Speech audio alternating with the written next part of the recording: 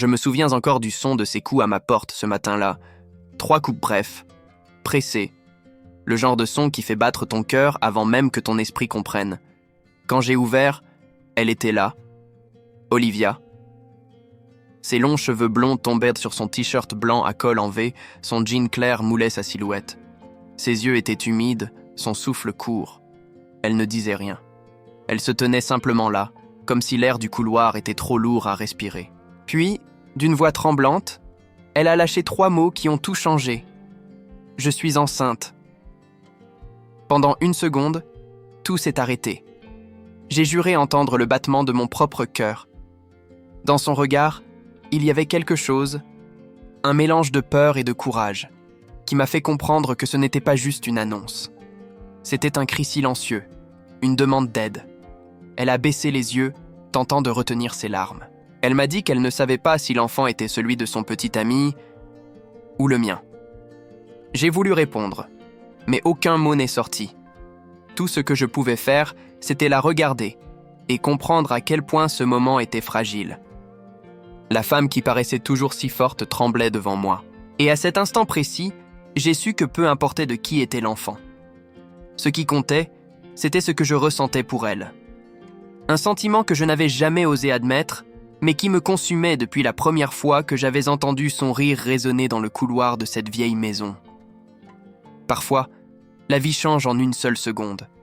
Un coup frappé à une porte, une confession. Un regard qui ne te quitte plus jamais. Si toi aussi tu crois que certaines rencontres peuvent tout changer, reste jusqu'à la fin. Avant que cette histoire commence, j'aimerais te dire quelque chose d'important. Ce que tu vas entendre maintenant n'est pas seulement une histoire d'amour. C'est une émotion, un battement de cœur, un instant suspendu entre 2 âmes qui auraient pu ne jamais se croiser. Mais pour que ces histoires continuent d'exister, j'ai besoin de toi. Oui, toi qui écoutes en ce moment. Si tu n'es pas encore abonné à cette chaîne, fais-le maintenant. C'est un simple geste pour toi. Mais pour moi, c'est tout. Parce que si nous n'atteignons pas les 100 abonnés aujourd'hui, cette voix, ces récits, ces histoires de cœur pourraient en s'éteindre. Alors, abonne-toi, laisse ton like si tu ressens quelque chose pendant l'écoute, et surtout, dis-moi dans les commentaires de quelle ville tu nous regardes.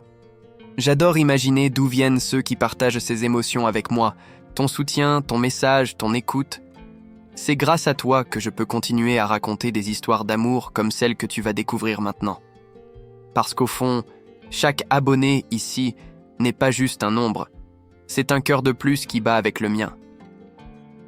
Le jour où Olivia a frappé à ma porte, je ne savais pas encore que ma vie allait basculer. Depuis que j'avais emménagé dans l'appartement du bas, sous sa maison, nos échanges avaient toujours été simples. Quelques sourires, des discussions rapides dans l'escalier, jusqu'à cette soirée où tout avait changé. Ce soir-là, la pluie tombait fort et elle était venue me demander de l'aide pour remettre le courant. C'est ce soir-là que tout a commencé. Un geste, un regard, et la frontière entre propriétaire et locataire s'était effacée. Des semaines ont passé, puis les silences. Elle avait repris sa vie, son travail, son petit ami. Moi, j'essayais d'oublier, mais chaque fois que j'entendais ses pas au-dessus de ma tête, j'avais l'impression que mon cœur battait là-haut, avec elle. Et puis, ce matin-là, 3 coups à la porte. 3 coups qui ont arrêté le temps. Quand j'ai ouvert, elle se tenait là, belle et vulnérable.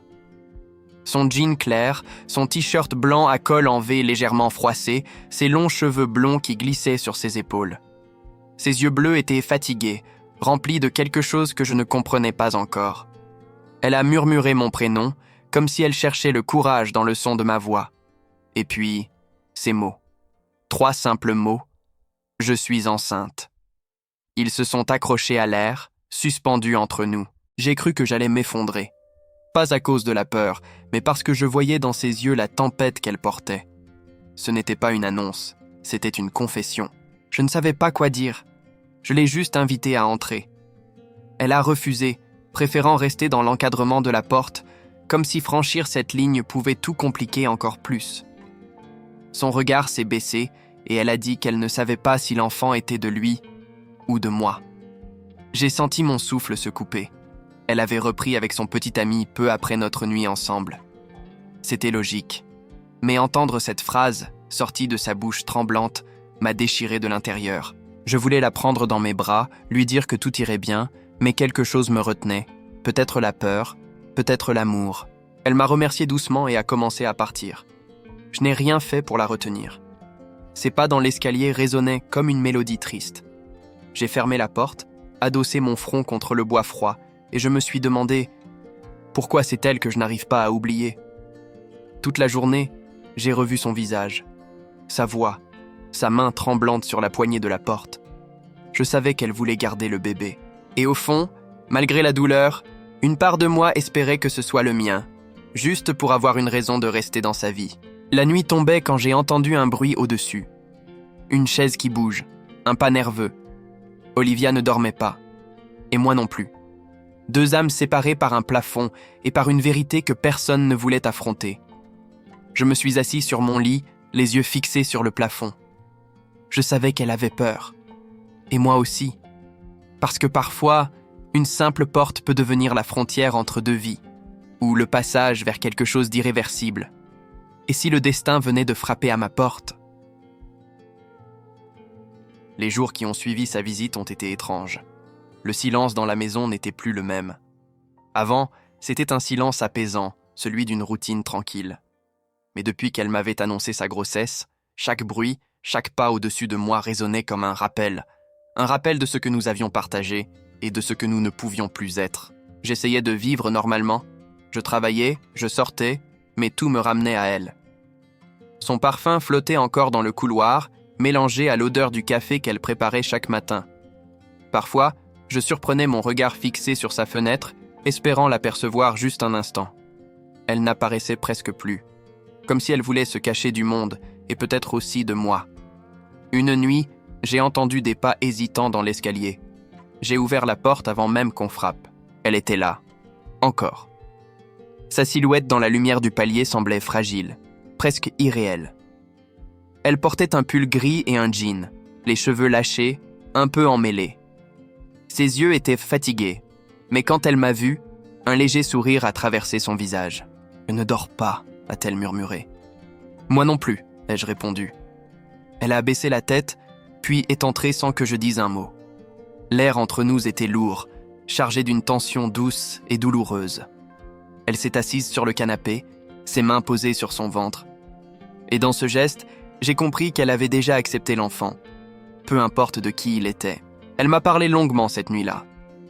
De sa peur, de son incertitude, de ce sentiment d'être seule même entourée de gens. Je l'écoutais, incapable de détourner les yeux. Sa voix tremblait parfois, mais elle parlait avec une sincérité désarmante. À un moment, nos regards se sont croisés et le temps s'est arrêté.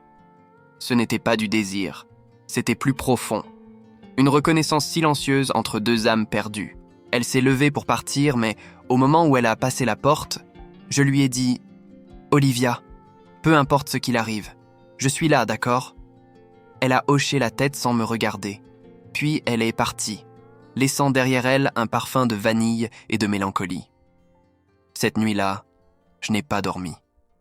Je pensais à elle, à ce qu'elle devait ressentir, à cette force qu'il fallait pour porter une vie et garder le silence.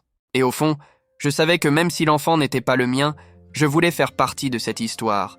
Pas comme un amant, ni comme un sauveur, mais comme quelqu'un qui reste. Le lendemain matin, j'ai regardé les messages de ma boîte vocale. Rien, pas un mot d'elle. Et pourtant, j'ai ressenti un besoin étrange de parler. Pas seulement à elle, mais à ceux qui écoutent ces histoires, à ceux qui croient encore en l'amour, malgré la douleur. Si tu m'écoutes en ce moment, abonne-toi à cette chaîne. C'est grâce à toi que ces histoires continuent d'exister.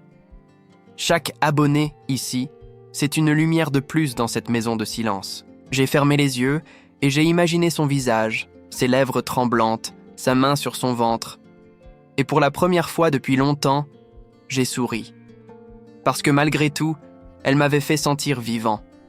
Et ça, aucun silence ne pouvait me l'enlever. Ce soir-là, un bruit au-dessus, une porte qui claque, puis un cri. Bref, étouffé. Mon cœur s'est arrêté. J'ai bondi de mon lit, gravi les marches 4 à 4, et quand j'ai frappé à sa porte, elle ne répondait pas. Et c'est à cet instant que j'ai compris que le silence venait de se briser pour de bon. J'ai frappé à sa porte une deuxième fois, plus fort cette fois. Toujours rien. Le vent s'engouffrait dans le couloir, soulevant un rideau derrière la vitre, et le bruit du bois qui craquait me donnait la chair de poule. J'ai senti mon cœur battre dans mes tempes. Finalement, j'ai tourné la poignée. La porte n'était pas verrouillée. À l'intérieur, tout semblait figé. Une lampe allumée, un livre ouvert sur le canapé et son écharpe posée au sol. « Olivia !» Ma voix a tremblé dans le silence. Puis, j'ai entendu un sanglot, étouffé, venant de la chambre. J'ai couru. Elle était assise par terre, le dos contre le mur, les genoux repliés contre elle. Ses yeux étaient rouges, son visage pâle. Elle tremblait. Sans réfléchir, je me suis agenouillé devant elle. Qu'est-ce qui s'est passé ? Elle a mis un moment avant de répondre. Sa main posée sur son ventre m'a glacé le sang. J'ai eu mal, Ethan. J'ai cru que... Elle n'a pas pu finir sa phrase. Je l'ai serrée doucement contre moi. Son corps était froid, mais je sentais encore la vie battre sous sa peau. On est resté là, sans parler, pendant de longues minutes. J'aurais voulu pouvoir absorber sa peur, la respirer à sa place. Quand elle s'est calmée, elle a levé les yeux vers moi. Il y avait dans son regard quelque chose de différent. Plus de barrières, plus de distance. Elle m'a dit d'une voix presque inaudible « Je ne voulais pas t'impliquer. Tu n'as rien à voir avec tout ça. » Je lui ai répondu doucement. Tu sais, parfois, on ne choisit pas les histoires dans lesquelles on entre. On y tombe sans comprendre pourquoi. Elle a souri faiblement. Ce sourire, je ne l'oublierai jamais. Il avait la fragilité d'un battement d'aile. Je l'ai aidé à se relever et à s'allonger sur le lit. La lumière du lampadaire filtrait à travers les rideaux, dessinant des ombres sur son visage. Elle m'a attrapé la main et l'a gardée contre la sienne, longtemps. Aucun mot, juste la chaleur de ce contact. Un lien silencieux, mais réel. Cette nuit-là, je ne suis pas rentré chez moi. Je me suis assis sur le fauteuil près de son lit, veillant sur elle comme on veille sur un secret. Parfois, elle bougeait dans son sommeil, murmurant mon nom entre deux soupirs. Et à chaque fois, mon cœur se serrait. Ce n'était pas de l'amour encore, pas vraiment. C'était autre chose. Quelque chose d'instinctif, de viscéral. Au petit matin, je me suis éclipsé discrètement. Le ciel était gris, la pluie tombait fine. Je suis rentré chez moi, vidé, mais étrangement apaisé. En préparant du café, je me suis surpris à sourire. Peut-être que le simple fait d'être là, à ses côtés, suffisait à donner un sens à ma vie. Je repensais à tout ça, et je me suis dit que beaucoup de gens qui écoutaient nos histoires vivaient la même chose. Des amours silencieux, des liens qu'on n'explique pas, des présences qu'on ne peut oublier. Si tu écoutes cette histoire maintenant, abonne-toi à cette chaîne. Peut-être que toi aussi, tu as connu un amour qu'on ne dit pas, mais qu'on ressent au plus profond. En fin de journée, j'ai entendu un léger coup à ma porte. C'était elle. Fatiguée, les traits tirés, mais debout. Elle portait une longue robe beige, et son regard semblait chercher le mien comme un refuge. « Merci pour hier soir », m'a-t-elle dit simplement. « Tu n'as pas à me remercier. » Elle a hésité, puis a ajouté « J'aimerais qu'on parle, mais pas ici. Demain matin ? Au café du coin ?» J'ai hoché la tête, incapable de cacher mon sourire. Quand elle est partie, j'ai regardé la porte se refermer derrière elle, et j'ai ressenti un étrange mélange de paix et d'impatience. Comme si quelque chose venait de commencer. Comme si, enfin, le silence entre nous allait laisser place aux mots. Mais le lendemain, quand je suis arrivé au café, elle n'était pas là. Et sur la table qu'elle réservait toujours, il y avait seulement une enveloppe à mon nom. L'enveloppe était blanche, simple, presque anodine. Mais mon nom, écrit à la main sur le devant, semblait peser des tonnes. J'ai hésité à l'ouvrir. Autour de moi, le café bruissait de voix, de tasses qu'on repose, de cuillères qui tintent. Le monde tournait, alors que le mien, lui, s'était arrêté. Quand j'ai finalement déchiré le papier, mes doigts tremblaient. « Ethan, je ne suis pas venu ce matin parce que j'ai peur. J'ai peur de te regarder dans les yeux et de ne plus savoir ce que je veux. Tu as été là quand plus personne ne l'était. Mais je dois affronter cette histoire seule. Il y a quelque chose que je dois te dire. Bientôt. » Sa signature, Olivia. C'était tout. Aucune explication. Aucune date. Rien. J'ai relu la lettre 3 fois, espérant y déceler un message caché. Mais non. Juste sa peur, sa fragilité, sa façon d'écrire comme si chaque mot pouvait la trahir. J'ai replié la feuille, l'ai glissée dans ma poche et suis resté là, immobile, à regarder la pluie battre contre la vitre du café. Les jours suivants, je ne l'ai pas revu. Pas de lumière dans sa cuisine, pas de bruit au-dessus de moi. Parfois, j'entendais seulement des pas hésitants, puis le silence. Ce silence qui commençait à me hanter. Je me surprenais à écouter le moindre craquement du plancher, le souffle du vent sous la porte, comme si chacun portait son nom. Un soir, j'ai décidé de monter. J'ai frappé doucement. Pas de réponse. J'allais partir, quand la porte s'est entr'ouverte d'1 centimètre. Son regard est apparu dans la pénombre, épuisé, méfiant. « Je ne veux pas te déranger », ai-je murmuré. « Tu ne me déranges pas, mais je ne peux pas te parler ce soir. » Sa voix tremblait. Derrière elle, j'ai aperçu une valise ouverte sur le lit. « Tu pars ? Je dois m'éloigner un peu pour réfléchir. Et ton travail ? J'ai demandé un congé, quelques semaines. J'en ai besoin, Ethan. J'ai voulu la retenir, dire que j'avais peur de ne plus la revoir. Mais aucun mot n'est sorti. Elle a refermé la porte lentement, me laissant seul sur le palier avec ce goût amer dans la bouche, celui de l'impuissance. Cette nuit-là, j'ai enregistré un message vocal. Pas pour elle, mais pour moi, pour vider ce que j'avais sur le cœur. Parfois, on croit que l'amour, c'est savoir quoi dire. Mais non, c'est rester, même quand on ne comprend rien. C'est veiller, même quand on n'a plus de lumière. Et si toi qui m'écoutes, tu crois encore que les histoires d'amour valent la peine d'être racontées, abonne-toi à cette chaîne. C'est grâce à toi qu'on continue à les faire vivre. Le lendemain matin, j'ai trouvé dans ma boîte aux lettres une petite carte. Une simple phrase écrite à la main. « Ne m'attends pas ». Je suis resté figé, le cœur battant. Pourquoi cette distance soudaine ? Pourquoi ce besoin de fuir alors que je n'avais jamais voulu la retenir prisonnière de quoi que ce soit ? J'ai passé la journée à errer dans la maison, chaque pièce résonnant de son absence. Les murs semblaient avoir gardé son parfum, le plancher, le souvenir de ses pas. J'ai essayé d'écrire, de penser à autre chose, mais chaque phrase que je traçais finissait par revenir à elle. Olivia. Toujours Olivia. Le soir venu, alors que je m'apprêtais à éteindre la lumière, j'ai entendu le téléphone sonner. Un numéro inconnu. J'ai hésité, puis j'ai décroché. Une voix que je ne connaissais pas, grave, posée, a dit « Bonsoir, vous êtes bien Ethan ? Je suis le fiancé d'Olivia. » Et avant que je puisse répondre, il a ajouté « Nous devons parler, c'est urgent. »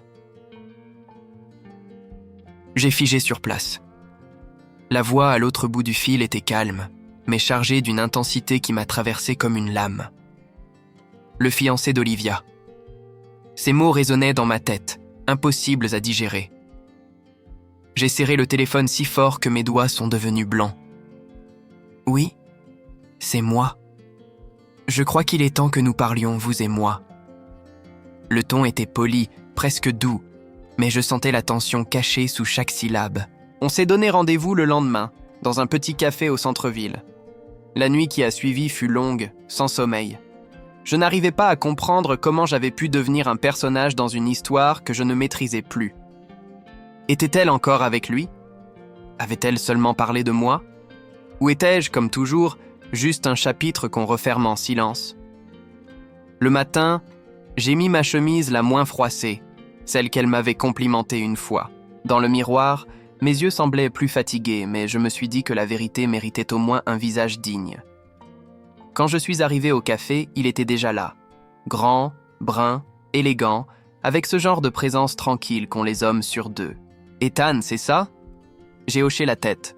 « Je suis David. » Il m'a tendu la main et son regard m'a évalué, pas hostile, mais curieux. Il a pris une gorgée de café, puis a dit sans détour « Olivia m'a parlé de toi. » Ces mots ont traversé la table comme un coup de tonnerre. Elle m'a dit que tu étais important pour elle. Et qu'elle t'avait blessé malgré elle. J'ai serré les poings.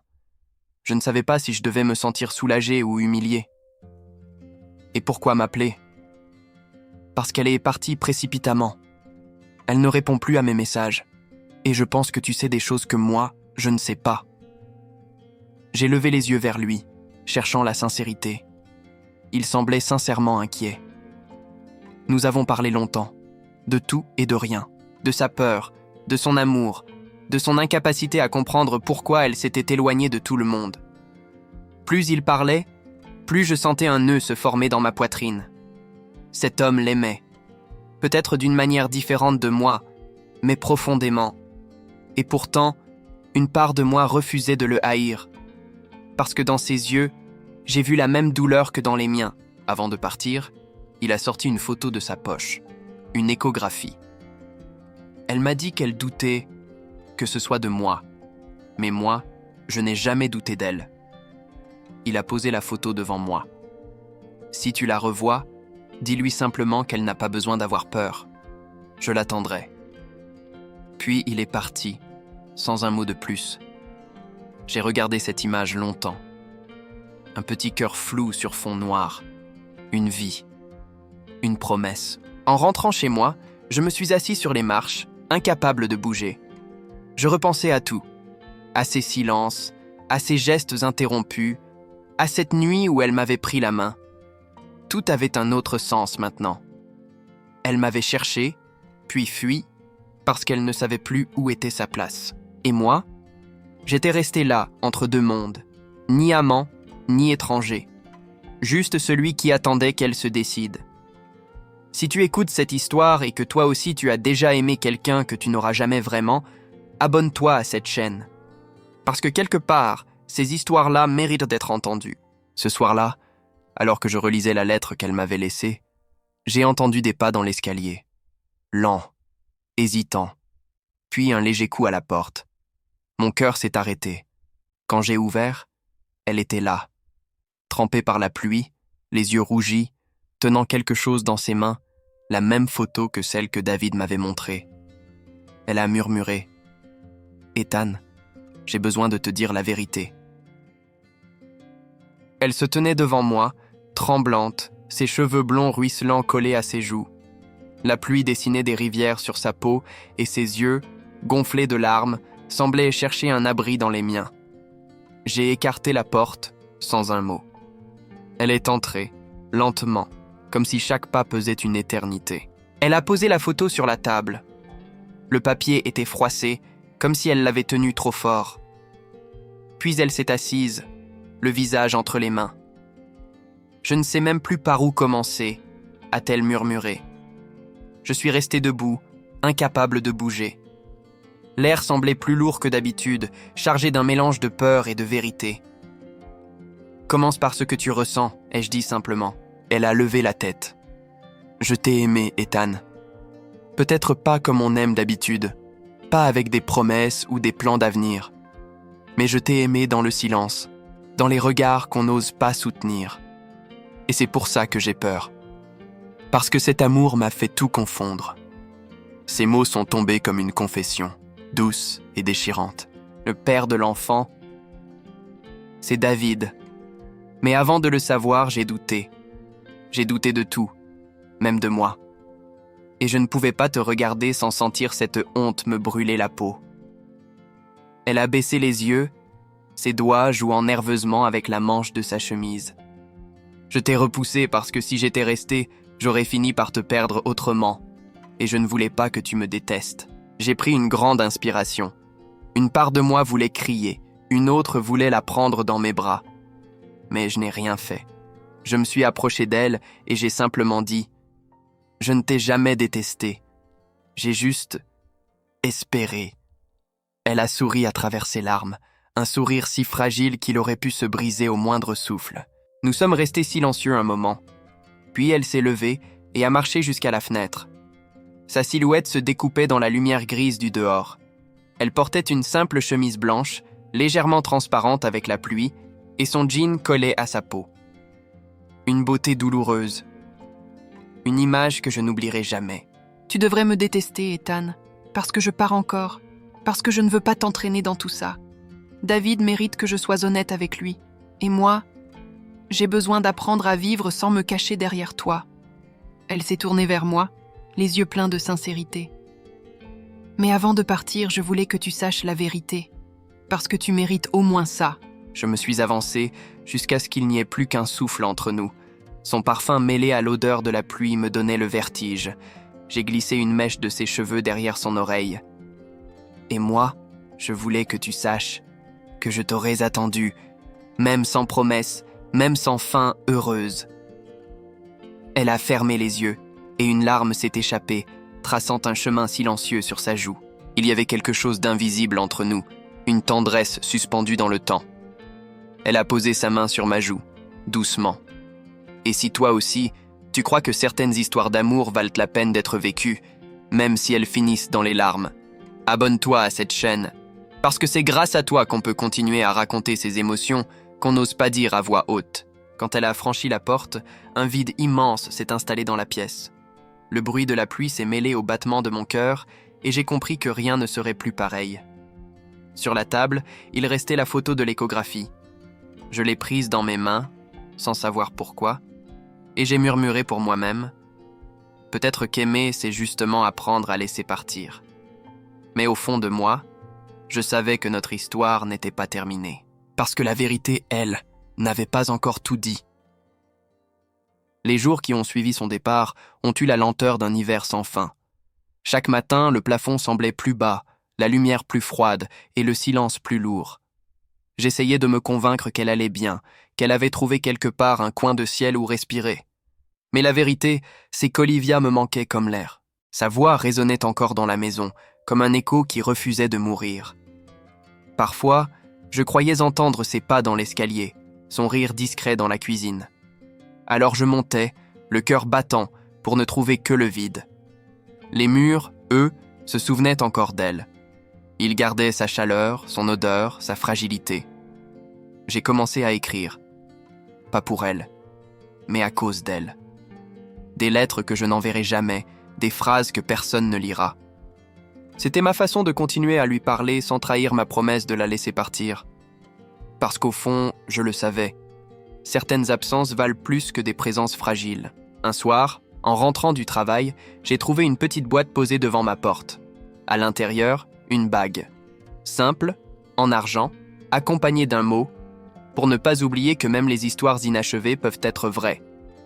Je me suis assis sur les marches, la bague entre les doigts, et j'ai pleuré pour la première fois depuis longtemps. Les jours ont passé, puis les semaines. J'apprenais à vivre autrement. Mais chaque coucher de soleil ramenait sa silhouette dans ma mémoire. Son jean, sa chemise blanche, ses cheveux blonds qui captèrent la lumière comme un secret. Il suffisait d'un parfum, d'une chanson, pour que tout revienne. Une nuit, j'ai rêvé d'elle. Elle marchait sur la plage, pieds nus, le ventre rond sous une robe légère. Elle riait. Et moi, je restais là, incapable de bouger. Quand elle s'est retournée, elle a simplement dit « Promets-moi de continuer à vivre ». Je me suis réveillé en sursaut, le cœur battant, avec cette phrase gravée en moi. Ce matin-là, j'ai décidé de rouvrir les fenêtres. L'air frais est entré, emportant un peu de sa mémoire. J'ai senti une forme de paix m'envahir. Peut-être que c'était ça, aimer. Accepter que certaines histoires ne nous appartiennent que pour un temps. Pourtant, une part de moi refusait de clore le livre. Quelque chose me disait que ce n'était pas la fin. Que là-bas, quelque part, Olivia pensait encore à moi. Et qu'un jour, nos chemins se recroiseraient, parce que certaines âmes ne savent pas s'oublier. J'ai allumé ma caméra. Oui, la même que celle avec laquelle je raconte ces histoires. Et j'ai dit, d'une voix calme, « Si tu écoutes ça, abonne-toi à cette chaîne. Pas pour moi, mais pour toutes ces histoires d'amour qui ne finissent jamais vraiment. Parce qu'aimer, c'est peut-être simplement croire qu'un jour, on se retrouvera. » Le soir même, j'ai reçu un message. Pas un mot, juste une photo. Olivia tenant son bébé dans ses bras, un regard doux, épuisé, mais vivant. Et sous l'image, une phrase courte, presque un souffle. « Je t'ai tenu dans mon cœur, pendant tout ce temps. » J'ai fixé l'écran pendant de longues minutes. Son visage, celui de l'enfant, tout semblait irréel. Ce n'était plus de la douleur que je ressentais, mais une forme de gratitude. Parce que malgré tout, nous avions existé. Parce que dans le chaos, Il y avait eu de la tendresse. J'ai posé la bague sur le rebord de la fenêtre, là où la lumière du matin la faisait briller doucement. J'ai soufflé un vœu silencieux. Que la vie la protège, qu'elle trouve la paix qu'elle cherchait, et que, quelque part, elle se souvienne encore de moi quand elle regarde les étoiles. Et alors que je refermais le rideau, j'ai senti un calme nouveau m'envahir. Je ne savais pas si nos chemins se croiseraient à nouveau. Mais je savais une chose. Je tiendrai ma promesse. Parce que certaines histoires ne s'effacent pas. Elles deviennent des murmures qu'on porte à jamais dans le cœur. Et la nôtre venait tout juste de commencer, autrement.